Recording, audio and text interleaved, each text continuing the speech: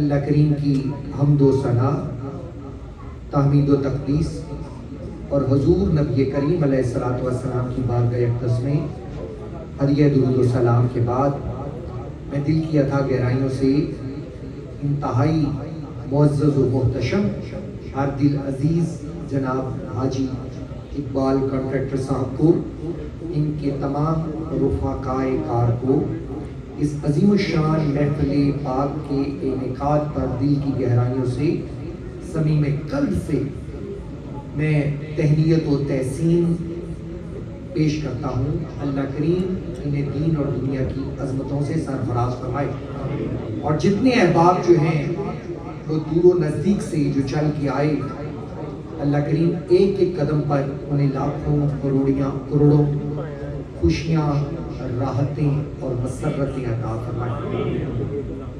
مجھے اقبال بھائی نے فرمایا، بلکہ میں نے ان کو کہا، میں نے کہا کہ حضرت صاحب قبلہ شاہد صاحب جن کی ہمیشہ شفقت اور محبت جو ہے اس کا سایہ ہمارے سر پر رہتا ہے، انہوں نے مجھے فرمایا کہ کچھ آپ کی سماعتوں کے حوالے کیا جائے، تو میرا تو خیال تھا کہ ہم دعا کی جانب چلیں گے۔ تو انتہائی مختصر الفاظ میں میں اپنی بات کو 1 منٹ پورا ہو گیا اور 9 منٹ پیچھے رہ گئے، اور کوئی جانے یا جانے نہ جانے، اقبال بھائی اور شہراز بھائی اور زاہد بھائی اور سمجھتے ہیں کہ میں بات کو اور بڑی اپنے وقت کی پابندی کو ملحوظ خاطر ہمیشہ رکھتا ہوں۔ بات سے بات نکلتی جائے تو وہ تو رات بیتتی چلی جاتی ہے، اور آقا کریم علیہ الصلوۃ والسلام کا ذکر طیب تو ذکر پاک تو ایسا ہے کہ ہوئی زندگیاں ختم اور تیرے اوصاف کا ایک باب بھی تو میں بھی وہ ایک فہرست بن رہی ہے، تو میں بھی اس فہرست میں اپنا نام لکھوانے کی غرض سے حاضر خدمت ہوا۔ میں صرف 4 یا 5 منٹ کے لیے، جتنے احباب یہاں پر حال میں موجود ہیں، 4 یا 5 منٹ کے لیے ان کی طرف توجہ چاہوں گا۔ اس سے زیادہ، یہ ٹیلی فون میرے سامنے پڑا ہے، اس پہ کلاک چل رہا ہے، 11:36 ہو گئے ہیں۔ 4 سے 5 منٹ میں میں نے اپنی بات کو ختم کرنا ہے۔ اللہ کریم نے حضور نبی کریم علیہ الصلوۃ والسلام کی آمد کی خوشی منانا، ہم یہاں پر کیوں بیٹھے؟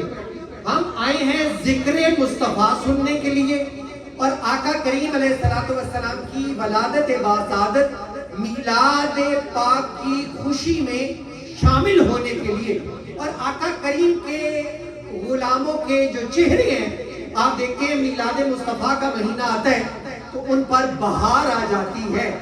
حضور علیہ الصلوۃ والسلام کی آمد کی خوشی منانا یہ شیوہ وفا بھی ہے اور حکم خدا بھی ہے۔ اللہ کریم نے، میں نے جو آیت مقدسہ کی تلاوت کی، اللہ کریم نے آنکھ دی تو احسان نہیں جتایا۔ کتنی بڑی چیز ہے آنکھ، کتنی اہم چیز ہے۔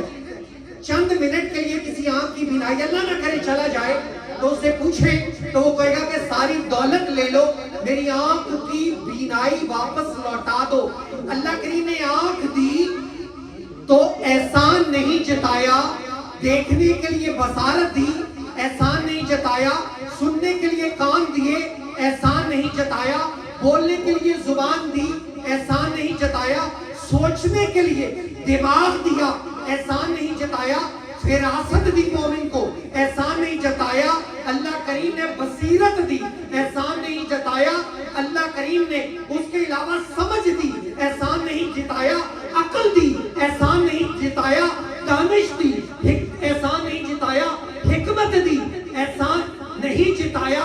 اللہ کریم نے پکڑنے کے لیے ہاتھ عطا فرمائے، احسان نہیں جتایا۔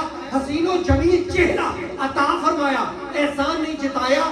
صحت عطا فرمائی، احسان نہیں جتایا۔ زندگی عطا فرمائی، احسان نہیں جتایا۔ چلنے کے لیے زمین عطا فرمائی، احسان نہیں جتایا۔ سورج عطا فرمایا روشنی کے لیے، لیکن احسان نہیں جتایا۔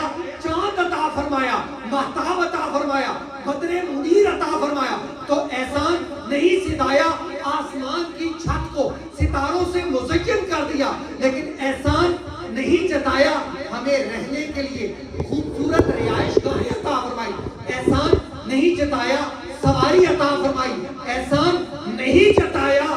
اللہ کریم نے پینے کے لیے احسان نہیں عطا جتایا، آب زمزم عطا فرمایا، احسان نہیں جتایا، سجدہ کرنے کے لیے قبلہ عطا فرمایا، احسان نہیں جتایا، لیکن 11 ربیع الاول کی رات جب سیدہ آمنہ کے گھر میں اپنے حبیب کو بھیجا تو احسان جتایا۔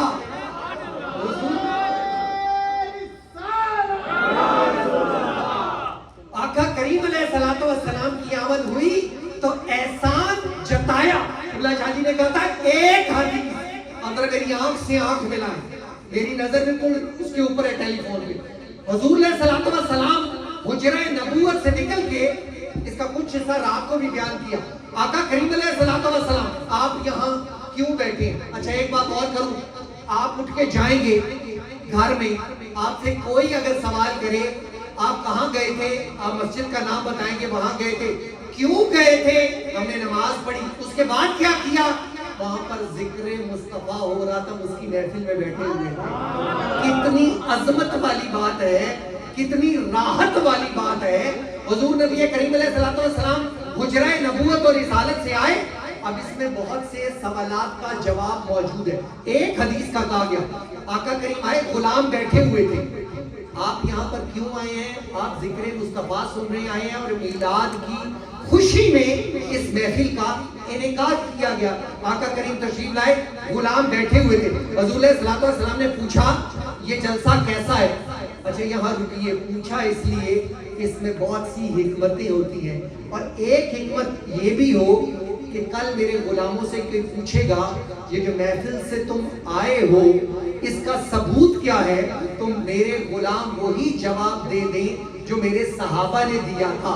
کہا یہ جلسہ کیسا ہے؟ تو غلاموں نے کیا عرض کیا؟ غلاموں نے عرض کیا آقا کریم ہمارے ماں باپ آپ پر قربان جائیں، ہم اس بات پر ہم دعا کر رہے ہیں اور اس بات پر اللہ کریم کا شکر ادا کر رہے ہیں کہ اس نے ہمیں دین اسلام کی معرفت عطا فرمائی، اور آپ کو ہمارے درمیان بھیج کر ہم پر کتنا بڑا احسان فرمایا۔ نعرہ تکبیر، نعرہ رسالت، حضور کی آمد، مصطفیٰ کی آمد، محبوب کی آمد، نور کی آمد، نہ بن سکی ہے نہ بن سکے گا مثال تیری جواب تیرا۔ ہم اور آخری 3 منٹ میں بات مکمل کرنے لگا۔ اماں حلیمہ جب آقا کریم کو اٹھانے کے لیے ان کے کمرے میں تشریف گئیں تو ان کی جو پہلی نظر آقا کے چہرے پر پڑی، اپنا ہاتھ آقا کریم کے سینہ اقدس پہ رکھا، وہ کہتی ہے جب کونین کے تاجدار حضور نے اپنی چشمان مقدس کو واہ کیا، اپنی پلکوں کو اٹھایا، اپنی آنکھوں کو کھولا تو یوں لگا زمین سے لے کر آسمان تک سارا ماحول روشن ہو گیا ہو، اجالے ہی اجالے ہو۔ اب آپ مجھے بتائیں آج آقا کریم علیہ السلام کو دنیا پر تشریف لائے، کئی صدیاں پہلے آقا کریم تشریف لائے، لیکن ماحول کی یہ تازگی اور چہروں کی یہ شادابی اور ماحول کی یہ رونقیں، یہ فضائیں، یہ ہوائیں، یہ خوشبوئیں، یہ اجالے بتا رہے ہیں جیسے ابھی ان راہوں سے کوئی گزر کر گیا ہے۔ اس محفل پاک کا ایک تقاضا، اسی پر اب بات کو ختم کرنے لگا ہوں، ایک تقاضا، اب میری آنکھ سے آنکھ ملائیں، اس محفل میں جتنے لوگ بیٹھے ہیں ذرا میری نظر سے نظر ملائیں، جتنے لوگ بیٹھے ہیں، آپ میں سے آپ سے میں پوچھوں آپ کی زندگی کی سب سے بڑی خواہش کیا ہے، تو آپ کہیں گے قیامت کے دن ہمیں آقا کریم علیہ السلام کے قدموں میں جگہ مل جائے۔ زندگی کی سب سے بڑی یہ خواہش ہے، تو حضور نبی کریم علیہ السلام نے ارشاد فرمایا، یہ بھی میلاد پاک کا ایک مقصد ہے کہ ہم اپنے مزاج میں تبدیلی لے کے آئیں، ہم اپنی سیرت میں تبدیلی لے کے آئیں، ہم اپنے کردار میں تبدیلی لے کے آئیں، ہم اپنے اخلاق میں تھوڑی تبدیلی لے کے آئیں۔ یہ جو زبان کی سختی ہے نا، اس کو نرمی سے بدلیں۔ آقا کریم علیہ السلام نے ارشاد فرمایا، وہ شخص جو اچھے اخلاق رکھتا ہے اسے 2 صلے ملیں گے۔ کتنے صلے؟ 2 صلے ملیں گے۔ حضور علیہ السلام نے فرمایا، میں اپنے اس امتی سے محبت کروں گا جو اچھا اخلاق رکھتا ہے۔ آج یہاں سے مسجد سے باہر جائیں تو آپ کہیں کہ ہم نے اپنے آپ کو بدل کے جانا ہے. اور دوسری چیز آقا کریم نے ارشاد فرمایا جس کا اخلاق اچھا ہوگا قیامت کے دن وہ میرے سب سے قریب ہوگا.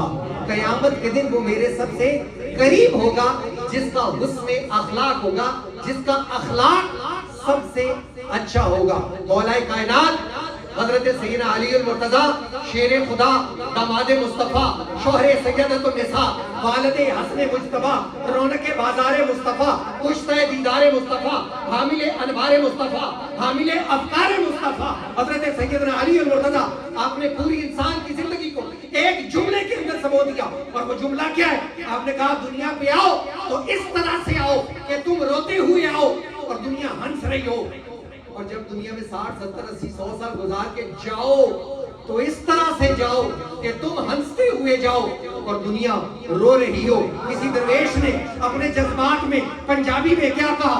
اس نے کہا رکھ فریدا دنیا اتے ایسا بیڑ کلون بول ہومیں تے حسن لوکی ٹر جامیں تے رون وما علینا الا